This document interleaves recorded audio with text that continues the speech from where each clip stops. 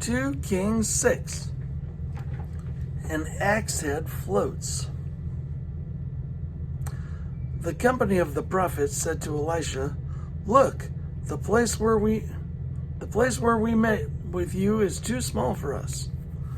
Let us go to the Jordan, where each of us can get a pole, and let us build a place there for us to meet." Let us go to the Jordan, where each of us can get a pole, and let us build a place there for us to meet. And he said, "Go." Then one of them said, "Won't you please come with your servants?" "I will," Elisha replied, and he went with them.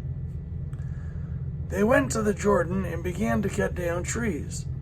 As one of them was cutting down a tree, the iron axe head fell into the water. "Oh no, my lord," he cried out. "It was borrowed." The man of God asked, "Where did it fall?" When he showed him the place, Elisha cut a stick and threw it there and made the iron float.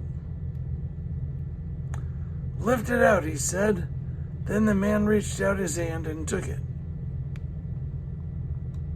Elisha traps blinded Arameans. Now the king of Aram was at war with Israel. After conferring with his officers, he said, "I will set up my camp in such and such a place." Such and such. The man of God sent word to the king of Israel, "Beware of passing that place, because the Arameans are going down there." So the king of Israel checked on the place indicated by the man of God. Time and again Elisha warned the king, so that he was on his guard in such places. This enraged the king of Aram. He summoned his officers and demanded of them, "Tell me, which of us is on the side of the king of Israel?" "None of us, my lord the king," said one of his officers, "but Elisha the prophet, who is in Israel, tells the king of Israel the very words you speak in your bedroom." "Go find out where he is," the king ordered, "so I can send men and capture him." The report came back, He is in Dothan. Then he sent horses and chariots and a strong force there. They went by night and surrounded the city. When the servant of the man of God got up and went out early in the morning, an army with horses and chariots had surrounded the city. "Oh no, my lord, what shall we do?" the servant asked. "Don't be afraid," the prophet answered.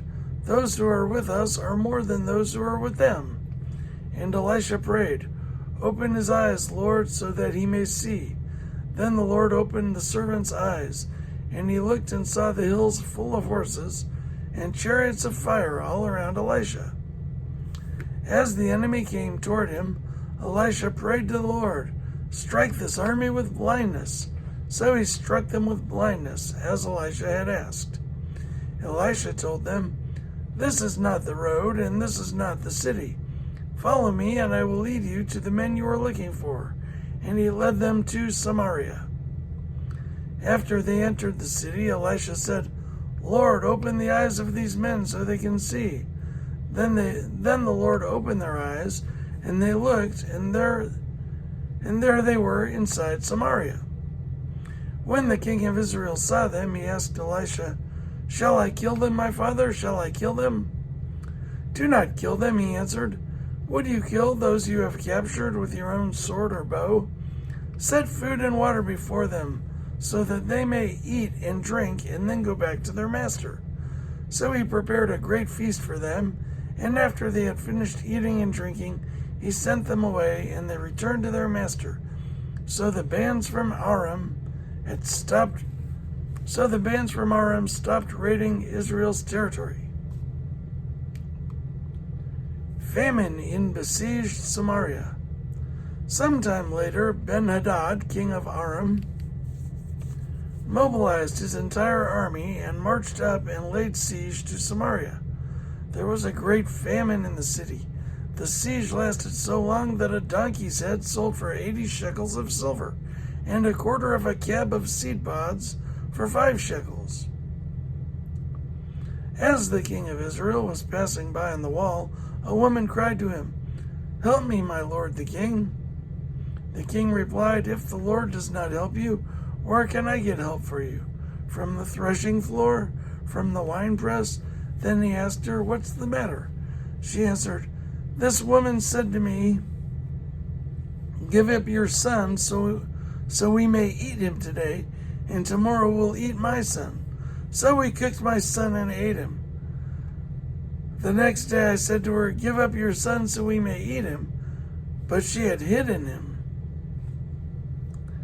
When the king heard the woman's words, he tore his robes, and he went along the wall.